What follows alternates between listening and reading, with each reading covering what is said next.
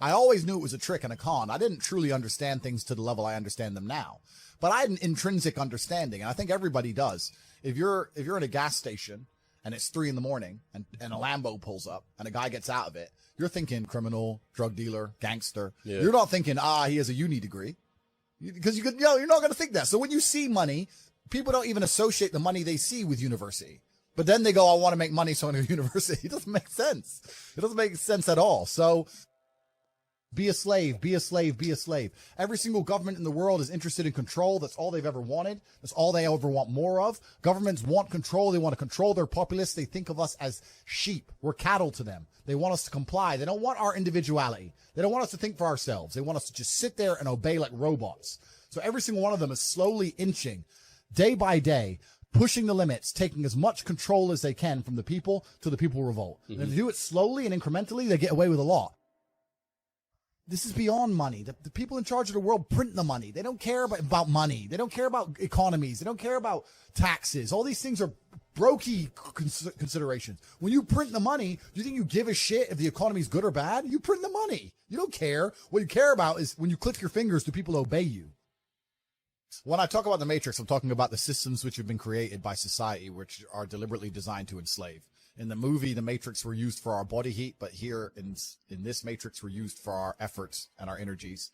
And you're existing inside of a system which is deliberately rigged to make the rich richer and for the poor to stay poor. Yeah. And you can sit there and get upset about it. You can sit there and cry about it and say the system needs to change, which is what some people do, socialists, XYZ. But I think I know that's a waste of time, right? That's futile. The best thing to do is to understand the rules of the game and find a way to win. So, yes, the game is rigged. Yes, the rich are always going to get richer. Yes, the poor are always going to struggle. And that's the way the game is set up. So you still need to find the best move on the chessboard. There's no point sitting there saying, I want to play a different game, because that's never going to happen. Because the people with the money are the people who have the control and they have the power. And why would they have the game set up any other way? Why would they change? One of the largest things that hold people back from wealth is the people around them. Not only because of the mindsets of the people around them, but also trying to find people around you who you can truly actually trust is difficult. I was always close with my brother and he's always been close with me because we are a team, and you need to have a team. And if you have a team, you stand a better chance. It's player versus player out here, man. It's on the street. It's not easy. For every dollar you make, for every pound you took it from someone else. You don't make money, you take money. People don't understand the way that money works. You're not the Federal Reserve. You can't create money from thin air. Every single pound in your bank is money you took from someone else. And when I say take, I don't mean it in a negative way. You might have convinced them to give it to you. You might have a coffee shop. I'll give you a nice coffee. You'll give me some money. Cool. But you still took his money, right? It's the true nature of the universe. You have to learn that you have to take things from other people. And by taking it, I'm not saying go rob a bank. I'm not saying that.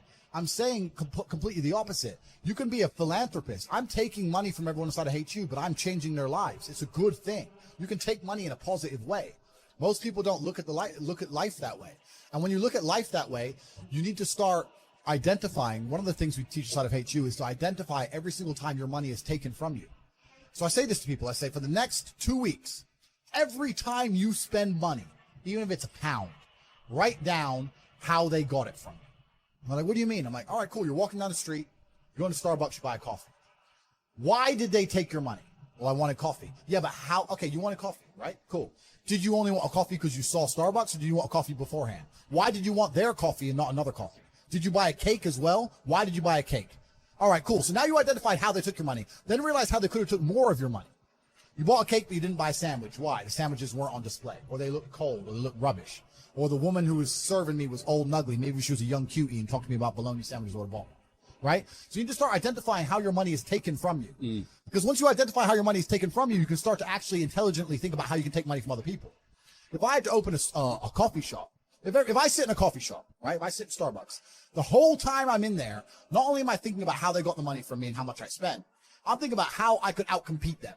I'd sit there and go, okay, cool. I'm in Starbucks. I spent £5.68. I got a latte and I got a donut, and I'm sitting here. And that business place, that commercial property right across the street is available for this. How could I outcompete this coffee shop which just took my money? What's the profit margin on this £5.68? How much did this cost them? Coffee, pennies.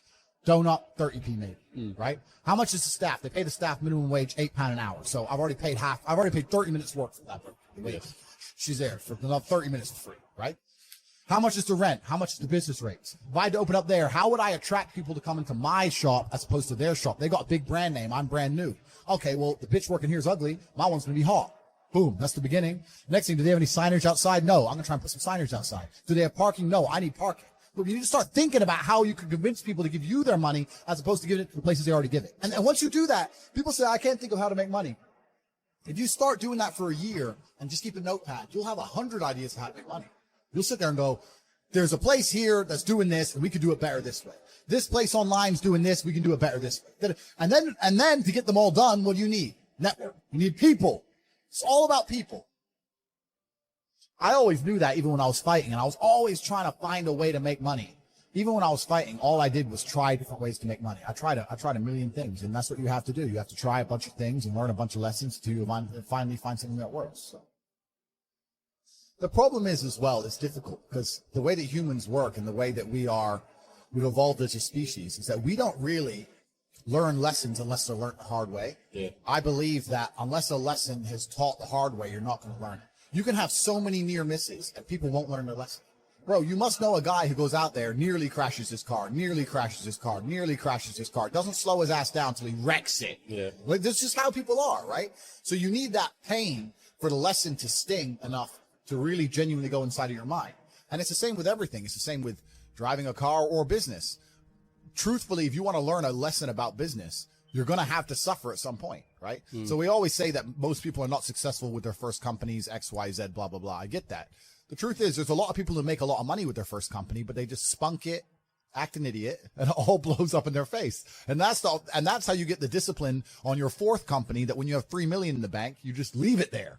You know, and don't be done with it. So you need to go through some pain. You need to experience some negative things. You need to have to a degree some trauma to really even learn any lessons. So yeah, business studies. You're right. The book that's not going to teach you anything about business. You need to get out there on the streets. You need to make mistakes. You need to suffer. You need to have the tax man knocking at your door. You got to deal with all that stuff so that you make sure it doesn't happen again. I really think that humans are stupid enough to only learn the hard way. That's kind of how it works.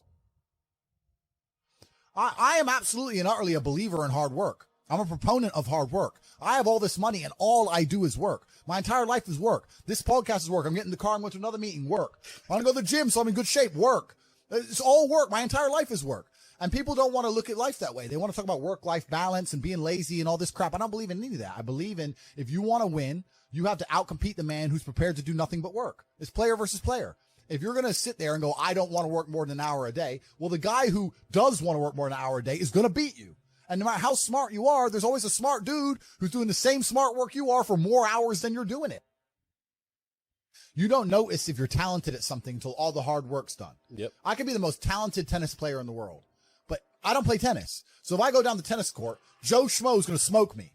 I don't get to see my talent until I've worked so hard that I'm in the top 1%, and now I'm beating them because I have some God-given gift. Yeah. You understand? Yeah. You have to do the hard work first. If there's no hard work, there's no smart work. So someone's going to sit there and go, I work smart, I don't work hard, so I only have to work an hour a day.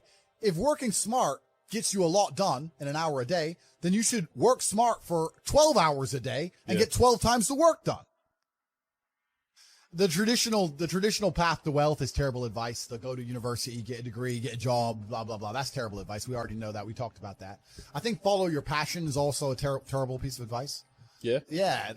People say, hey, man, you need to find what you're passionate about and do that. And what they're trying to say is only do what you like because you have no motivation to do anything else. And motivation in and of itself is a scam. I don't believe in motivation. I believe in discipline. I am not motivated to do the things I'm supposed to do every day. I don't wake up full of like joy that I have to go to the gym or that I have to work or got to deal with crap. I don't feel motivated to do them. I'm disciplined. I do them regardless of how I feel. Whether I'm in the mood to do it or I'm not in the mood to do it, it gets done. That's discipline. Discipline's a real thing. Motivation is fleeting. Yeah. You're never going to be permanently motivated. So when someone comes along and says, oh, do what you're passionate about, what they're saying is you'll have endless motivation and then you'll be able to try hard. If you're the kind of person who can only try hard at something he enjoys, then you're going to fail. Because most things you enjoy don't pay any money. If they paid money, you wouldn't enjoy them. It's called a job, right? Nobody likes their job. You like your hobby. I'm sure you like playing video games. Maybe 1%, 0.1% can make money from video games, right? Most people, you ain't ever going to make it. Yeah. Do you think the guy in China who owns a concrete plant is passionate about concrete? You think he's sitting there stroking it at night, naked in bed? It's money. Be passionate about success. If you're passionate about money, then you can be passionate about anything. I'll be passionate about any business on earth that pays me. If you pay me $1 billion to dig that hole, I'll be very passionate about that hole. I obviously know what I'm talking about to some degree, right? So if Mike Tyson walks in here and tells you he's going to teach you how to box and says you can't fight, you're a pussy, if that upsets you, then you can't learn, right? It's Mike Tyson. Just shut up and listen. If someone richer than me comes along and says, Andrew, you don't know shit, you're a dumbass and you're a brokey, I'm going to sit there and go, okay, maybe I am a brokey, Elon. Tell me something, right? I'll listen. But if you're going to sit there and go, don't call me names and then I not listen, you're never going to get anywhere, right? You don't become the master unless you're very, very good at being a student. And I've always been very, very good at knowing when to shut up. A lot of people with no money are really, really arrogant. I know a lot of broke people who are very arrogant. And their arrogance is a shield for their laziness. People will shield laziness with anything. No one wants to admit they're lazy. So they'll shield it with disbelief. That's a scam. Or, I don't work hard, I work smart. Bollocks. More cover. Quitters are the worst people on the planet. You can give a quitter absolutely everything and they will still fail. Quitters can have every single advantage. Quitters can have all the information. Quitters can have all the tutelage. Quitters can have a mentorship. Quitters can have someone who messages them every morning, hey, bro, let's get it. And guess what they're going to do at the end? Quit. They ain't never going to have shit. So if you're a quitter, I don't even want you even inside my organization. I don't want quitters anywhere near me because you're never going to be successful, right? You need the people who don't quit. I don't quit. Every single facet of my life is testament to the fact that I don't quit. When people see my plane in the sky, you can say whatever you want about me. You can call me arrogant. You can call me anything you want, but you cannot call me a quitter. I didn't quit. So that's the difference. When it was hard, I did it anyway. That's who I've always been. And if you don't have that kind of tenacity, you're never going to be anything. So, look, everyone loves passive money, right? I make money as I sleep. I get it. You need to de-link your time to your money because if you're only working for money, you run out of time, you can't make enough money. I understand all those principles. My point is, if you have no money and you're coming to me saying, I want to make passive income, why are you not making active income? Get up off your ass and work first. Because there's no such thing as completely, truly 100% passive. You're going to have to check on it. You have to maintain it. You're going to have to find a new tenant for that property. You're going to have to make sure that DeFi crypto farm you're in doesn't go to zero. It's not a rug pull. Yeah. You're always going to have to keep an eye on it, right? But the idea that people with no money are already so concerned with making money without work is amazing to me. You should be worried about active income. If you show me, if I'm a brokey, and you show me how to make $1,000 an hour, I don't sit there and go, okay, how can I make that passive? I go, cool, I'm making $18,000 a day. I'm going to work. Dude, you don't need to worry about passive income until you have no more time. I look at passive income because I have 18 hours a day I work. When all 18 of those hours are done and my workload still isn't finished, I have to find a way to make some of those income streams passive, either via staff or whatever else. Yep. And that's how I work smart. I use all of my time, and when all my time is done, now I have to become more efficient so that I can get more done within the same time frame. To sit there and say, I don't want to use my time, so I want passive income, is dumb shit. The 16-year-old making 45 grand a month, if he was to sit to me and go, I don't want to make the TikToks, I want someone else to do it, make it passive, that he wouldn't be making money. He's just working. You have to just work. At some point, you have to bite the bullet and just work. So when someone comes to me talking about passive income and they're a brokey, I'm like, you are just lazy. You are lazy. You'll never get anywhere. Lazy people never get anywhere in life, doesn't matter what it is. Doesn't matter if it's tennis or money. If you're lazy, you're never going to get there. To the normies, to the brokies, they're not ready to listen to it. Yeah. The Matrix, they say in the movie, people who are still dependent on the system will fight to defend the system. There are people who I will sit there and say to them, look, your university degree is a scam. They lied to you. I will show you how to make money. And their reply will be, no, I went to a good university. They are desperate. No, that degree means something. You work in Greg's, G. Doesn't mean, shut up. They won't accept it, right? So certain people are not ready for the truth. People who are ready for the truth seek it and they find it.